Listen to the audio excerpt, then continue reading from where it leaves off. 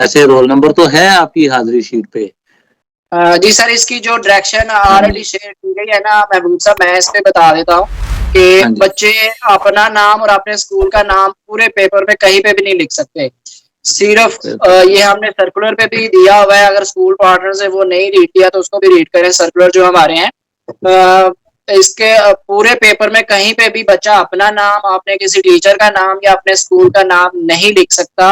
अगर कोई एप्लीकेशन वगैरह भी आती हैं तो उस एप्लीकेशन में भी ABC या अल्फ जीम की तरह का कुछ लिख सकते हैं। अपने स्कूल का नाम वहां पे भी आप मेंशन नहीं कर सकते। तो ये सारे पार्टनर्स को क्लियर होना चाहिए कि बच्चों को पहले से ट्रेन इस तरह इस लिहाज से करें कि बच्चा अपना नाम या अपने स्कूल का नाम कहीं पे भी पेपर के ऊपर मेंशन ना करे। बिल्कुल ठीक है जी। जी सर, इसके अलावा एक क्वेश्चन है कि मिडिल क्लासेस का पेपर बायलिंगुअल होगा या जिस लैंग्वेज में बुक है सिर्फ उसी लैंग्वेज में पेपर लिया जाए? नहीं देखें, असल में जो है बाकी सिर्फ इंग्लिश और उर्दू का ही बाइलिंगुअल नहीं होगा, बाकी बाइलिंगुअल ही होंगे। जी, ये जो लैंग्वेजेस के पेपर है इंग्लिश और उर्दू, इनके ये अलावा तो बाकी भी पेपर्स ये बन तो रहे हैं वो बाइलिंगुअल होंगे। और जो बच्चे हैं वो इंग्लिश में आंसर दे दें या उर्दू में आंसर दे दें, वो बच्चों का आंसर हाँ, करेक्ट अगर होगा तो सही कंसिडर किया जाएगा। ये चीज ऐसा ही है, बात हमें रिस्पॉन्स से गर्ज है ना, तो जी किसी सर। भी लैंग्वेज में जिसमें वो इजीली अपना आंसर दे सकते हैं वो दे सकते हैं। सर, ये सवाल पूछा जा रहा है कि टीम में कितने लोग एक्सपेक्टेड होंगे? देखिए, 50 स्टूडेंट्स तक एक टेस्ट एडमिनिस्ट्रेटर होगा, 50 से जायद 100 तक 2 होंगे और 100 से जायद पे 3 होंगे। सर, सुपरवाइजर एक ही होगा और टेस्ट एडमिनिस्ट्रेटर जितने हैं ये टेस्ट एडमिनिस्ट्रेटर ही होंगे। जो पहला टेस्ट एडमिनिस्ट्रेटर अगर एक ही है तो वही सुपरवाइजर है। जब वो दो हो जाएंगे तो पहला एक जो है सुपरवाइजर भी है और टेस्ट एडमिनिस्ट्रेटर भी है। ठीक है, 100 पे 2, 100 से जायद पे 3। जी सर, ठीक हो गया सर। ये सबको क्लियर है कि 50 की तादाद होगी तो एक होगा और 50 से ऊपर 100 तक 2 और उससे ऊपर जाएंगे तो फिर 3 भी हो सकते। सर, ये सवाल पूछा जा रहा है कि अगर स्कूल में स्पेस ना हो तो स्कूल के नजदीक अरेंजमेंट कहीं कर सकते हैं? देखिए, ये तो आपने हमें बताना है ना कि वहाँ स्पेस है। कम से कम स्कूल में इतनी स्पेस तो होती है कि जितने आपके बच्चे वहां पे बैठ रहे हैं। तो इसीलिए हमने ये कहा कि जहाँ पे स्कूल के बच्चे ज्यादा हैं वहां पे जिन्होंने इम्तिहान देना है उन्हें तो मैनेज कर ले, लेकिन उसके अलावा जो है उन्हें छुट्टी कर दें उस दिन। जी, ये महबूब साहब हमारे साथ डायरेक्टर साहब मौजूद हैं, शफीक साहब, तो इसका आंसर वो दे रहे हैं, तो प्लीज ये स्कूल पार्टनर जी जी जी जी, शफीक साहब बहुत खुशी से अस्सलामुअलैकुम साहब, आप खैरियत से हैं? ठीक है। अल्लाह का एहसान है सर, आप सुनाए अच्छा कैसी जी, तबीयत है? सवाल का जवाब हमेशा की तरह वही है कि अगर को बहुत नागजीर सूरत हाल है उस सूरत में पहले इन्फॉर्म करेंगे लोग काई डिपार्टमेंट में अपने प्रोग्राम के जरिए। अगर FAS का पार्टनर है तो FAS में दरखास्त भेज के काई को ये इन्फॉर्म करेगा। जब इनको परमिशन मिलेगी तो फिर ये स्कूल से बाहर अपना टेस्ट कंडक्ट करवा सकते हैं, लेकिन उसका फासला बिल्कुल करीब होना चाहिए, बड़ी मुनासिब जगह होनी चाहिए। बच्चों की हर तरह की सिक्योरिटी, लाने ले जाने की हर तरह की जिम्मेदारी स्कूल पार्टनर के जिम्मे होगी। मैं बिल्कुल ये नहीं कह रहा कि आपको खुली इजाजत है। इसका प्रोसीजर ये है कि आप अपने प्रोग्राम में एक दरखास्त लिखेंगे, प्रोग्राम हमें इन्फॉर्म करेगा, हम पैक को इन्फॉर्म करेंगे। अपनी मर्जी से हरगिज मेरी गुजारिश है कि कोई पार्टनर ये फैसला ना करे कि मैं करीब वाली जगह पे टेस्ट कंडक्ट करवा लेता हूँ। आई होप कि ये बात क्लियर हो गई है। महबूब साहब, आपको भी क्लियर हो गई ये बात? बिल्कुल सर, बिल्कुल बहुत अच्छी तरह क्लियर हो गई।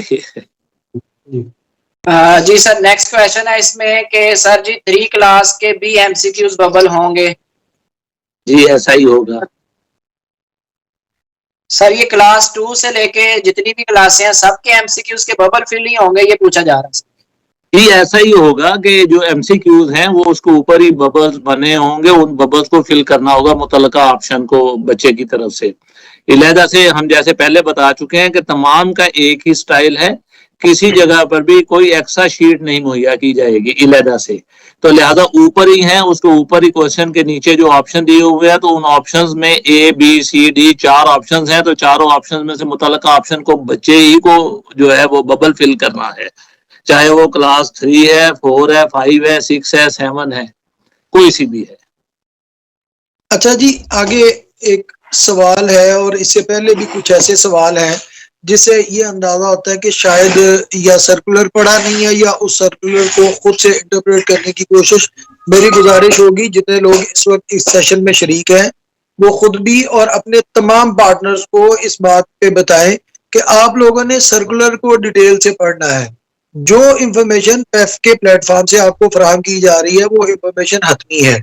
अभी लोग पूछ रहे हैं कि क्या पेपर बाइलिंगुअल होगा, क्या बच्चे ने अपना नाम लिखना या नहीं लिखना। इन बातों को हम बड़े वाज़ेह तरीके से अपने सर्कुलर में लिख चुके हैं। अगर इसकी कोई एक्सेप्शन, कोई इस्तिस्ना होता तो वो हम अपने सर्कुलर में लिखते। इसी तरह एक सवाल है कि क्या बच्चे ने ब्लैक बॉल पॉइंट इस्तेमाल करनी है, पॉइंटर नहीं इस्तेमाल करना। तो बिल्कुल जी, हमने ब्लैक बॉल पॉइंट लिखा था। अगर इसका इस्तिस्ना होता तो हम इस्तिस्ना बयान कर देते अपने सर्कुलर में कि या ये चीज होगी या ये चीज होगी। हमने या वाली बात नहीं रखी हुई। तो आपसे गुजारिश है कि आपने ब्लैक बॉल पॉइंट ही बच्चे को दे के टेस्ट देने के लिए भेजना है। अच्छा जी, कुछ लोगों ने बड़ी स्पेसिफिक एग्जांपल दे के पूछा हुआ है कि जी अगर इतने बच्चे हैं और उनमें से कोई डिस्चार्ज हो गया, इसका बेसिक प्रिंसिपल अंडरस्टैंड कर लें सब लोग। इसका बेसिक प्रिंसिपल ये है कि 10 नवंबर 2023 को जब हमने डेटा लॉग किया था, जो बच्चे नादरा और फिजिकली वेरीफाइड थे और वो एक्टिव थे, उन बच्चों की अंदर से सिलेक्शन हमने की है। अब अगर उसमें से कोई बच्चा ड्रॉप आउट हो गया तो उसके लिए हमने ये सहूलत दी है कि अगर एक क्लास के 15 बच्चे मुंतखब हो रहे हैं तो उसका 20% उन 15 बच्चों के ओवर एंड अबव हमने फहरिस्त में दिए हैं। तो उन 20% बच्चों को भी अगर आप कंज्यूम कर लेते हैं और फिर भी उनमें से कोई बच्चा एब्सेंट या ड्रॉप आउट हो चुका है तो उसको फिर हम फेल तस्वुर करेंगे। पहले हमने आपके जो मतलब अगर 15 है और मिसाल के तौर पर 20% का मार्जिन देने के बाद वो 18 बच्चे बन रहे हैं, तो हमने 18 बच्चों की फहरिस्त दी है ताकि 15 की बजाय अगर कोई बच्चा आपका उस दिन एब्सेंट है किसी मजबूरी की वजह से या ड्रॉप आउट हो चुका है तो 3 का हमने आपको लेवरेज दे दिया है। उस लेवरेज को आप इस्तेमाल कर सकते हैं। लेकिन आगे वाले 3 में भी बच्चा मौजूद नहीं होगा तो फिर उस बच्चे को हम फेल तस्वुर करेंगे।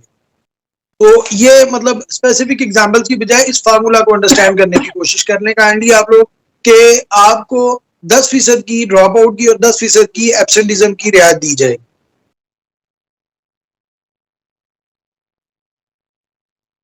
अच्छा, इसमें एक बात की और वजाहत कर दूं कि जो नंबर ऑफ पेपर्स है ना, नंबर ऑफ पेपर्स के मुताबिक आपने स्टूडेंट्स बिठाने हैं। नंबर ऑफ पेपर एग्जैक्टली उस तादाद के मुताबिक है जो तादाद आपके इम्तिहान में अपीयर होना जरूरी है। और ये भी याद रखिएगा कि अगर किसी ने अपने सारे बच्चे जो वहां पे थे और कोई लेवरेज उसने इस्तेमाल नहीं किया on the day of test, तो उस वक्त अगर उसने सारे बच्चे अपीयर करवा दिए तो बाद में at the time of result ये लेवरेज नहीं मिलेगा। ये लेवरेज इस वक्त होगा जब पेपर हो रहा होगा, जिस दिन ये रियायत और ये सहूलत उस दिन अगर कोई अवेल करना चाहे, उसका बच्चा मौजूद नहीं है तो ये रियायत उस दिन के लिए है। लेकिन अगर किसी के बच्चों ने टेस्ट दे दिया तो उसके बाद ये नहीं हो सकता कि जी इसका रिजल्ट ठीक नहीं आया तो इसको इसमें से निकाल के हमें leverage they they. I hope कि ये बात क्लियर है।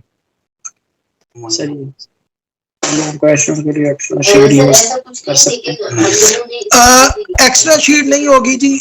जो सवाल के लिए स्पेस दी हुई है वो स्पेस इनफ होगी, उसके अंदर बच्चे ने अपना जवाब देना होगा।